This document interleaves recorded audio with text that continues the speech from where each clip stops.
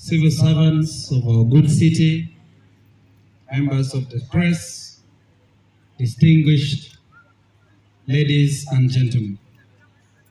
Thank you, Mr. Speaker, for giving me an opportunity to address Council.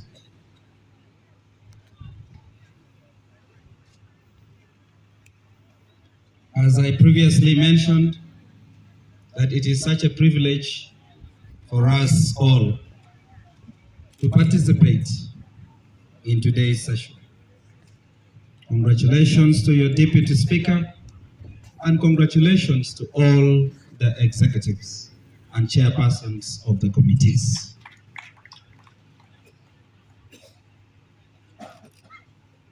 This position is not that of privilege, but rather a responsibility on our shoulders to deliver and repay the trust that the people of Gulu City have invested in us.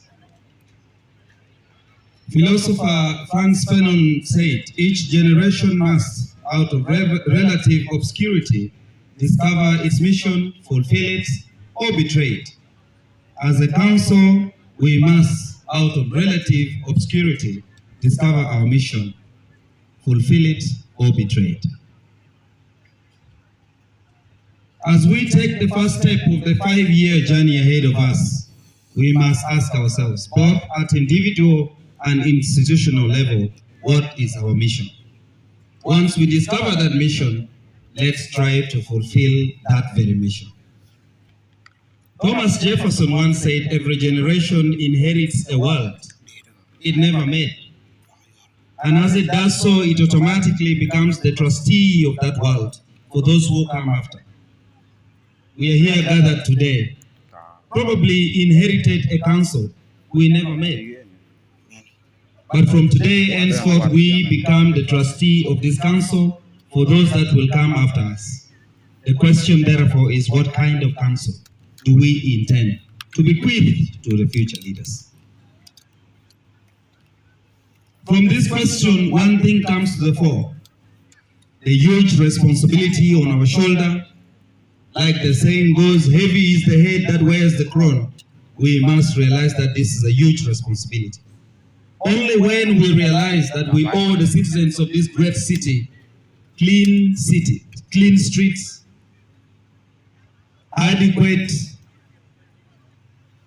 clean and safe drinking water, security for persons and property, a clean environment, accessible markets, decent housing facilities, functional health facilities, good schools. And only when we realize that these are our mothers, our fathers, our sisters, our sons, our daughters, uncles, aunties, and relatives, only and only then shall we understand the weight of responsibility that we carry. Honorable members, the weight of the responsibility we carry does not give us the luxury of mediocrity. We cannot afford to be casual. Let's put in our best right from the onset. Whether as the mayor of Gulu City or the speaker of this council, whether as the secretary or a committee chairperson or a councillor, whether as town clerk, or head of department, or a street cleaner, we must put our best foot forward. Martin Luther King Jr. once said, do your work so well that all the hosts of heaven and earth will have to say, here live the man who did his job as if God Almighty called him at this particular time in history to do it. Do your work as well so that everybody will say, there live the greatest councillor, the greatest mayor, the greatest speaker, or the greatest street cleaner. This is not about competing to be the best, but collaborating to bring the best out of each other and every one of us. Honorable members, This huge responsibility on our shoulder doesn't leave us with any luxury to dilly-dally, because the work begins now. We don't have the luxury of partisan politics. We cannot afford divisionism or cliquism and all a situation of us against them. That kind of war has no place in Gulu City. We are Gulu City Council. We are not NRM. We are not FDC. We are not NUP or UPC or DP. And that's how it should be. We are not Laro, Peje, Noba, Dede, Naibi. We must remain Gulu City. That doesn't mean we shall not have deviation in our opinions and perspectives. But every time we experience such variances in opinions or perspectives, let's agree to disagree without being disagreeable. Honorable colleagues, this unity should not just be confined among politicians only. We need to extend it to the technocrats as well. I have no doubt in my mind that we have the best crop of technocrats and civil servants in Gulu City. The question is, how are we going to harness this opportunity as council to better the lives of our people? We need to cultivate a positive working relationship with the technocrats, one that is built on mutual trust, not suspicion. Openness and not opaqueness. We need to understand that the technocrats and the politicians perform complementary roles.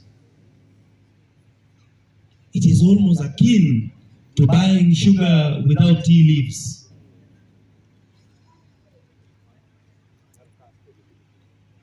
Honorable colleagues, we complement each other. However, we need to understand and respect the boundaries of the work that we do. When we understand our different roles and the points of intersection, it will help a great deal to streamline a number of things. Honorable colleagues and members, distinguished guests, ladies and gentlemen, the job we have signed up to do is a people's job. We promised during our campaign that we will have the people at the center of every engagement that we have. Therefore, we must keep our people at the center of our development agenda. The people have to define the policies and programs we bring to this council. Before we make any resolution as council, let's ask ourselves, how does it impact on the lowest common man? Let's consult widely with citizens on whose mandate we sit in this council. But let us also give citizens the feedback that they deserve. Honorable members, the weight of this responsibility we carry can only be made lighter with integrity. Unless we overcome the lust for material wealth, the load on our heads will become even heavier. May we stand tall to fight corruption. And in the open, I don't need to tell you, honorable members, where this country is headed. For those that have seen, they have seen. May their eyes send the message to their hearts. The unpleasant truth, honorable members, of this job, of this responsibility we have signed up for is that there is no money in it. That is the unpleasant truth. If you have come to council to personally enrich yourself, you have seen what personal enrichment has cost some individuals. I can assure you, you will be utterly disappointed. Whether you will heal to or overcome the temptation of dipping your hands in the public purse, that's a question of integrity. Let's embrace integrity and transparency for both sides. This administration will not allow under the table kind of dealings. because